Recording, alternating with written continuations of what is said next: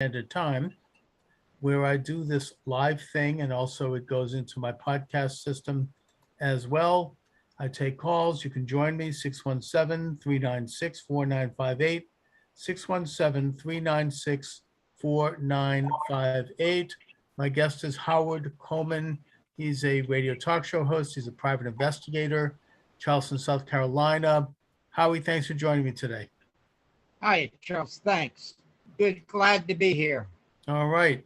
So you are writing about Larry Elder's candidacy. He's a Black conservative radio talk show host running in the special election against Newsom in California.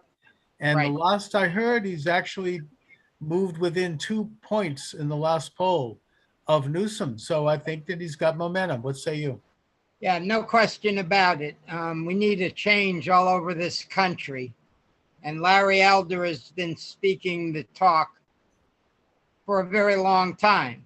Yes, And indeed. when you look at the situation in California, New York, Chicago, something's got to change. The status quo is no longer acceptable.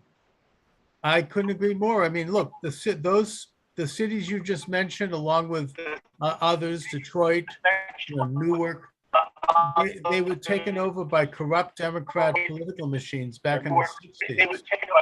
I'm getting some kind of echo here. All right. They've run those cities to the ground. I mean, they've paid themselves off. They've created anti-business atmosphere, which has created poverty and crime. And, it's horrendous.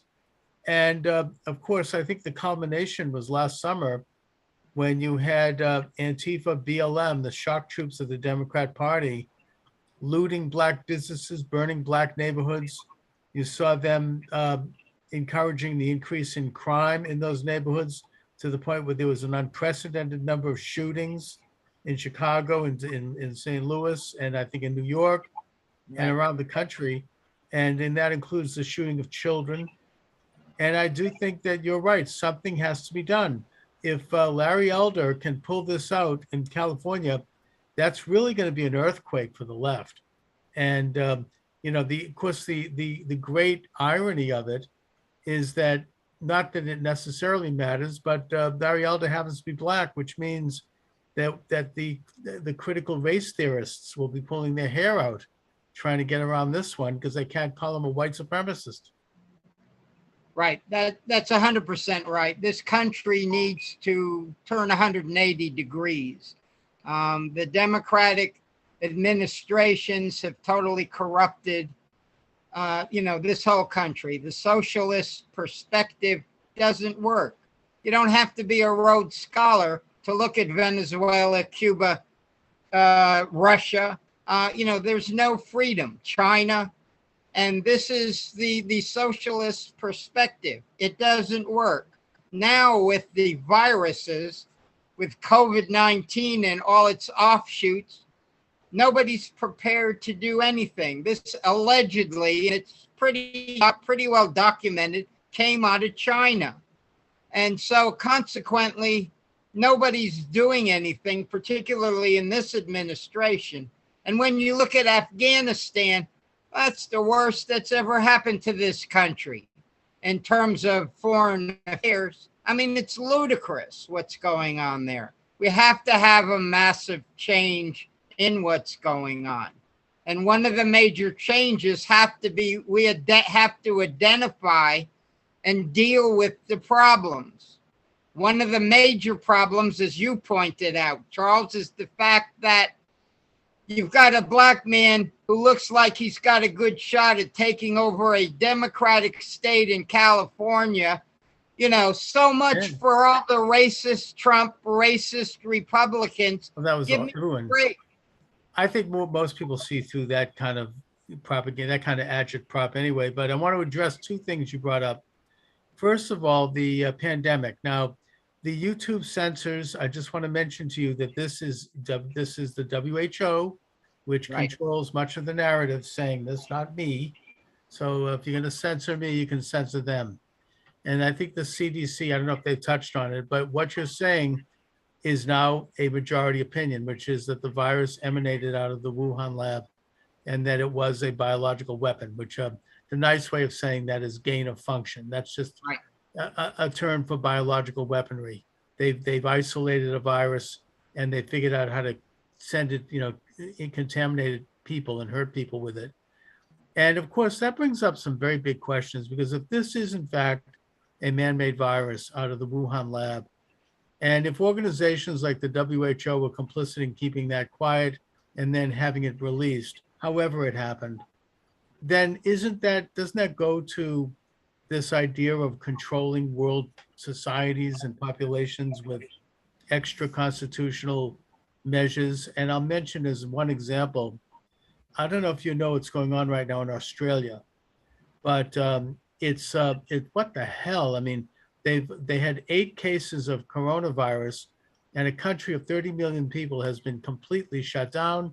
They've got police showing up, patrolling the streets to make sure people don't go outside to get some fresh air. They've got people being fined if they're seen out without a mask. It is complete totalitarian lockdown over there. And I'm worried that they're using that as kind of a petri dish to see if they can pull that off in other countries, including ours. And, it's, if in fact this is a biological weapon, I mean, they can turn it on and off at will. You've got a situation in terms of China where the Biden family has made millions, maybe more than that, from China. The guy's president of the United States.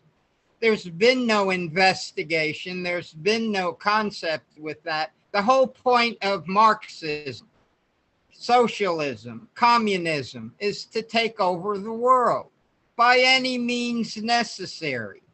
A virus, that would be something that I wouldn't put past them, Charles. Well, they operate with crisis, and it also fills the double bill of not only taking over countries, but also controlling population, which is something they believe in. They could take a look at the Georgia Guidestones to get that. But, this is, you mentioned Biden with China. I mean, Peter Schweitzer, who's a very good investigator, he works, I think, with the David Horowitz Institute. I just had Daniel Greenfield on yesterday, who's written a book about the military and how it's been infiltrated by the left. Right. But Schweitzer has done some research recently about Biden, where he shows that Biden, when he was vice president, he asked the Secret Service not to follow him when he went to China. Now, he went to other countries where they were there, and he traveled around the United States. He was the vice president, but he had them stop at China. So he goes there with his son, Hunter Biden, and Schweitzer shows how they made these incredible deals with Chinese companies. And Chinese companies, as everyone knows, are complete subsidiaries of the Chinese Communist Party. So we heard this, this cockamamie conspiracy theory for 4 years that Donald Trump was a spy for Russia.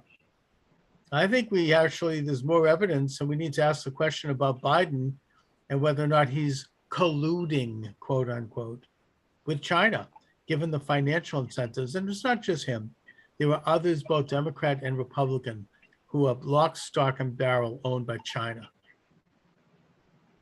There's no question that that's the case. And you have to look at some of the companies that Hunter Biden was hired to be on their board. Some of them had military business that they were doing in China. I mean, give me a break. That has to be totally against what this government was supposed to be doing. Completely. It borders on treasonous. I mean, this goes back to the Clintons when he was in office, making deals with the Lippo group and Chinese companies in exchange. In their case, I think it was just a matter of money and selling in exchange American military hardware. So this is really ugly, and it's something I feel nervous talking about it because I'm going to get taken down, but I'm only discussing things that have been in the mainstream news. I don't discuss anything that hasn't been covered by the New York Times. You just have to know how to read the New York Times. You have to go deep into the story because they save the real stuff for the end of the story, and then they put it into a funny context they try to obfuscate and use Right. sophistries to make confuse you, but they'll come out with the truth. You just have to know how to extract it. It's like extracting a cavity, like a filling in a tooth, but it's there. So, I'm just saying that in case they want to censor me, and they may anyways. Well, let's move a little bit away from that perspective. Let's take a look at some of the real problems in this country. Yes. Basically, I want to read you a quote from 1967. Dr. Martin Luther King. Basically, he said, in elementary schools, and I'm going to paraphrase, blacks lag 1 to 3 years behind whites in their segregated schools, receive substantially less money per student than do the white schools. This is from 1967. Right. Now, the Reardon report, Charles, from 2019 said white students score an average of 1.5 to 2 grade levels higher than black students in the average district. Mm-hmm. This is a difference. There is no difference from the way black students have been treated since 1967, since before 1967. I see that firsthand here in Charleston. I'm heavily involved with a black school board member, and we are fighting tooth and nail the administration and the powers that be to rectify that problem. Larry Elder, one of the quotes, a conservative radio host and Republican who's among the leading candidates to replace Newsom, as you said about 67% of black students did not meet state standards for English language arts on standardized tests. And that's according to the California Department of Education. I sure hope this guy beats these Democrats and takes over that administration. We have a police chief here, a black police chief who grew up in the black neighborhoods. He's now the police chief. Dr. Frazier, who's the school board member, and I met with him, and basically he showed us pictures of all the murderers in North Charleston, South Carolina, that happened in the past 3 years while he was the chief. He said most of them, the murderers, had 10th grade education or less. And basically, if you want to stop crime, you've got to give everybody equally the opportunity to succeed in school and a career pathway, not the streets. That's where everybody goes when you drop out of school.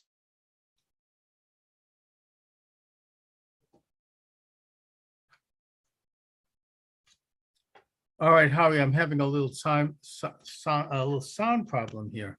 I think, did you press a button or something? I mean, let me just see. There we go. Let me just go to my sound. Everything is good here. No, I'm good. All right.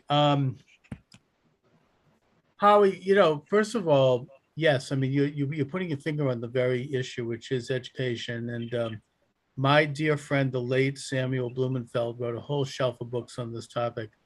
And his thesis was that the public education system has deliberately dumbed down our students. And this has a disproportionate effect on minority students because at the same time, their families have been deconstructed by the same left-wing establishment that's running the schools. And their religion has been hurt by the same establishment. So they don't have the structure. But the idea is that starting in the 1960s, the teaching of phonics was replaced by look, say reading and whole language and all these other quackeries, right? By which English would be taught as if it was a hieroglyphic instead of learning it phonetically. English is a phonetic language. We have a phonetic alphabet. We sound out words with vowels and consonants so we can get the reflex needed to read. And if that's interrupted with these look-say pictures, and they show the word tree, and they say you memorize it as if it's a picture of a tree. He shows, and there are a lot of researchers who show this, including this one at Harvard that he quotes, that this causes dyslexia, causes ADD, it causes social ills, and it causes functional illiteracy. And the researcher that Sam quotes from also went to prisons and researched prisoners, and he found that something like 75% of them are functionally illiterate.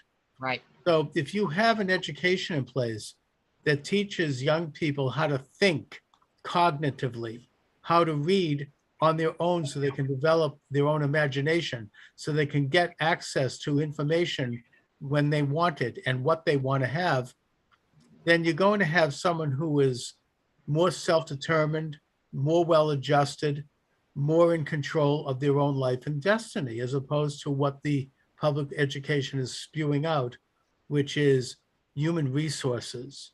You know, Sam says that back in the early 20th century, so-called progressive educator John Dewey, who is the father of all of this, got together with the Rockefellers, who wanted to have big factories, and they wanted, 3,000 men punching a time clock. They didn't want to have people to be thinking too well. They wanted people to become, laborers. And they kind of got together because Dewey was a socialist, and he was he was actually pro-communist for a time. And he wanted to create a world system of people, a world ant colony. We would lose our ability to be sovereign and to think properly. So they kind of came together, both left and quote unquote right, and they developed this progressive education, and it really started to take hold in the 60s. So this has particularly had a terrible effect on Black communities. This attitude, combined with an anti-family attitude on the left that pays women to get rid of the man in the household and then pays them more to have children out of wedlock. And then you have children growing up without a father. Then they introduce drugs. Then they introduce crime. And you have a recipe for failure. And, this is not something that, it's actually racist in that it's this left-wing, predominantly white and wealthy establishment that has embraced de facto racist policies that have done the damage that has been done to that community. And then, of course, they tell us that the last refuge of defense in those communities, which is the police, to keep the peace so that 99% of people can get to work and go out to play, they take them out. Mm-hmm. You have absolute chaos. And you have the rest of us are put under a microscope with critical race theory, told that we're all racists, and that, that we have even if it's subconscious, we have a racist gene. Anyway, so that's I don't mean to, I'm sorry to rant, but. No, that's good. That's important stuff. People need to realize exactly why we are where we are today. And that's a very good reason with Dr. Sam and what you just said. Great man. Yeah, very dear friend of mine. I recommend his books to this day. His classic is NEA, Trojan Horse in American Education. Sam Blumenfeld, great man. Really, I did hundreds of hours of radio with him. He got me into writing. A lot of my shows with him are archived on my Podomatic page, and you can check them out. Yeah, I will. So, Howie, you're a private investigator, and you've investigated some of these crimes and murders in Charleston, South Carolina. Talk a little bit about your work. I mean, how do you go about investigating, and what do some of these crimes have in common?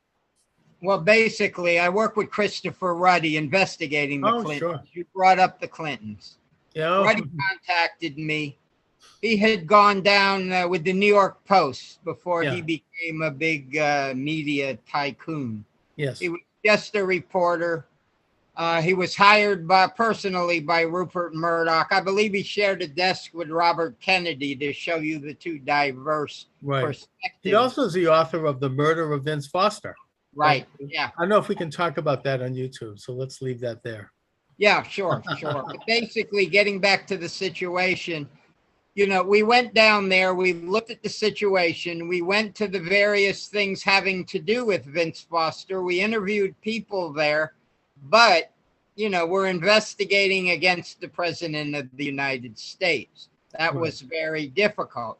But on other investigations, for example, I investigated, of all things, The Great Gatsby, F. Scott Fitzgerald, with the University of South Carolina and the University of Munster in Germany. And what we did there was, I used to correspond with Walter Cronkite after he had retired. Mm-hmm. And he and I had some similarities. He used to sail into Milford Harbor, where we had our boat growing up outside in New Haven. Okay. And basically what we would do is I would find a reporter on a public interest story, and we would work the case together. On the missing bridge inspector on the Mark Clark Expressway, we started with some television and radio and newspaper stories to get the word out after it had already occurred, to keep it alive. Then what happened was people would have more of a tendency to come to me on cases, particularly of public interest, if they are cases basically that they didn't think the police were doing enough on. Then what we would do is we would bring in the evidence, and then I would take it to various government officials like the FBI, local law enforcement, in South Carolina, the South Carolina Law Enforcement Division. Mm-hmm. And with the press, they couldn't, shove it under the rug. They would have to respond. For example, in the first case I tested this with our missing bridge inspector, I went to the highway department because I had information of faulty construction. They told me to go to hell. Mm-hmm. But I had a reporter with me, and they yelled to turn off the camera. We didn't. So the first story was him telling us to get off the property. And then we had a big verbal fight. And then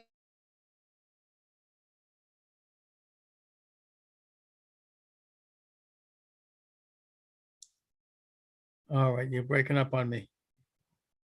That's okay. We're talking to Howard Coman here. There you go, Howard. You're kind of breaking up a little bit there. I know. I got the same problem with you.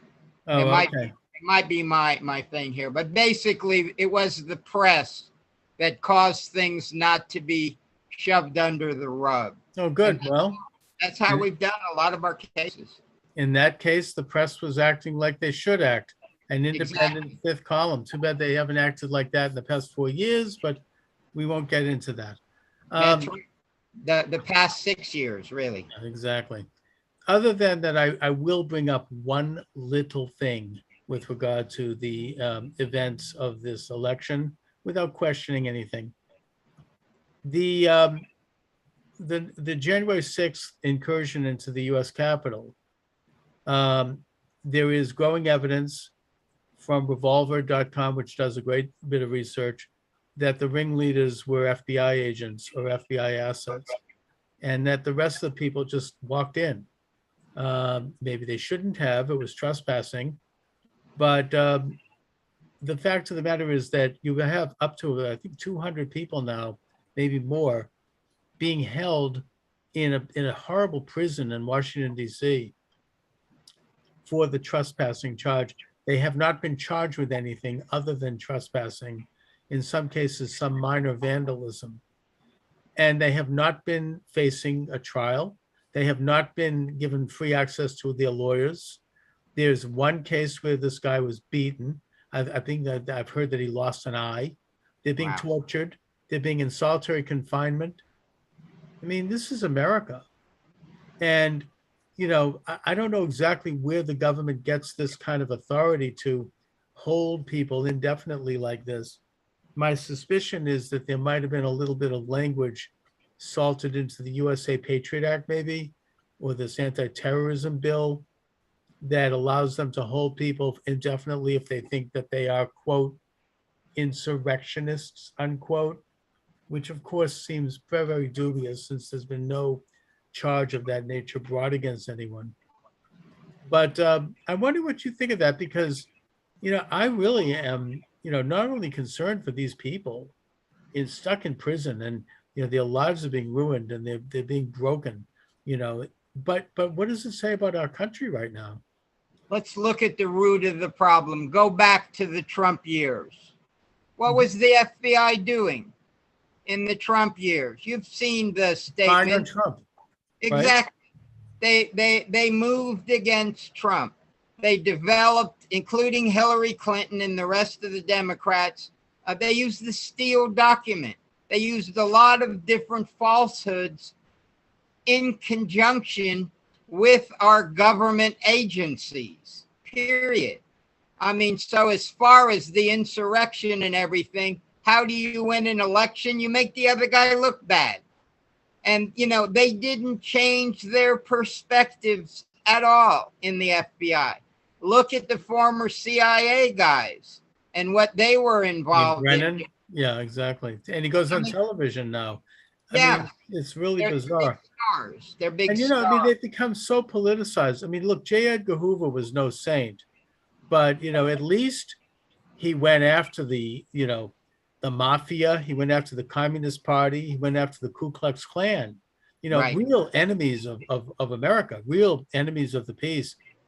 Now it's all that they're just hacks for the Democrat Party. I mean, they'll go after anybody that doesn't, they've been completely, it seems like, captured. I mean, this guy Ray seems to me to be one of the worst in that regard. And, I mean, a perfect example is the Hunter Biden laptop, which they had. If they had shown that, then there never would have been that phony impeachment, and that it would have hurt Biden in the election. They actually covered it up and sent out false information about it being a Russian thing. And now it's, after the election, and now that it's safe, they're admitting what it is. They had it, they sat on it, they didn't reveal it. It's very troubling. I mean, and this is like a minor thing, but you had some Congress people, Marjorie Taylor Greene, Matt Gaetz, and several others, go to the FBI office and demand to find out about these people being detained. And the FBI refused to speak to them. Now, these are sitting Congress people, elected. They have the authority over the FBI. The FBI serves them because we are the people and we elect people to represent us. And if they dare to defy congressmen asking for information, they should be held in prison until they release that information. That is in contempt of Congress. That is insubordinate.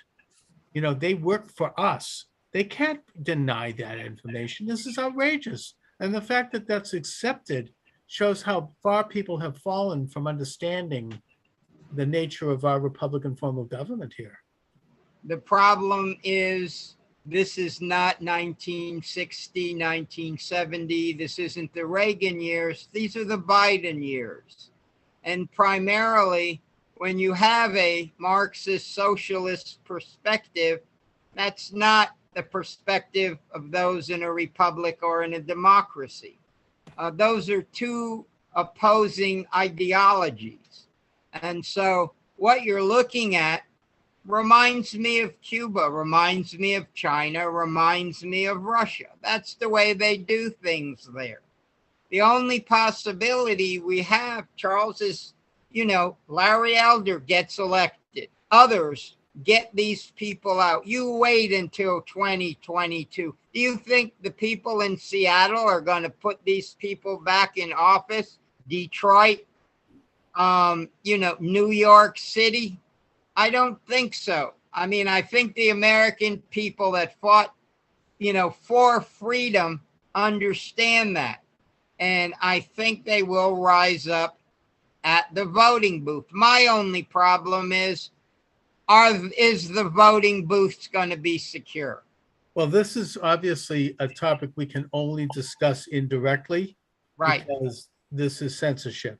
We Oh, live yeah. in a time when it is verboten Exactly. to actually discuss an election, which should be normal in any free society.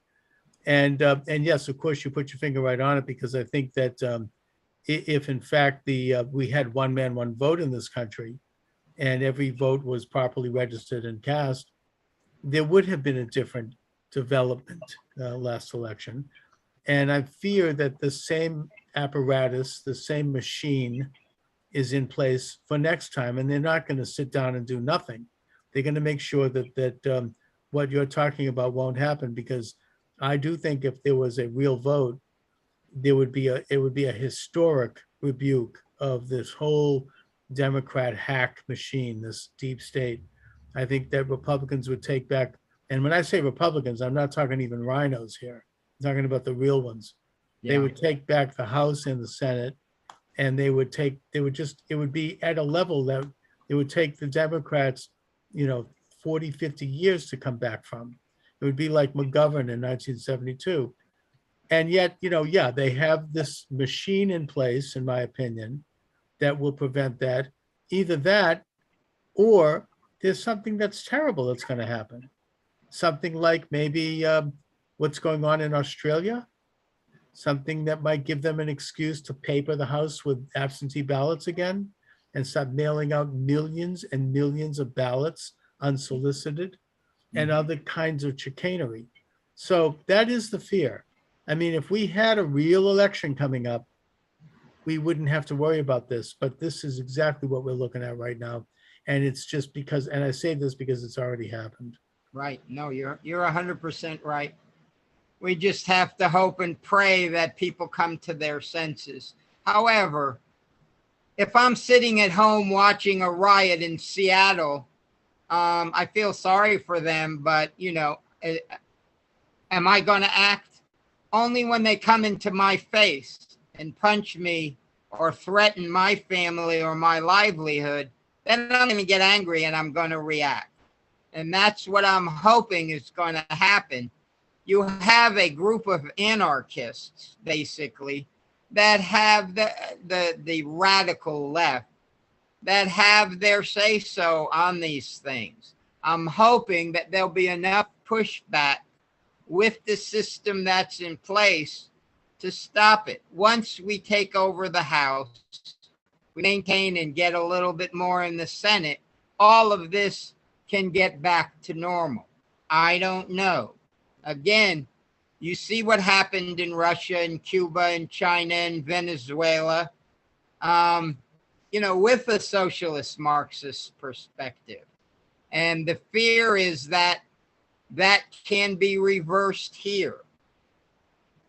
It can be reversed. I'm hoping that they can reverse it. Well, that's the fear. And I'm optimistic in that I think that the truth will prevail.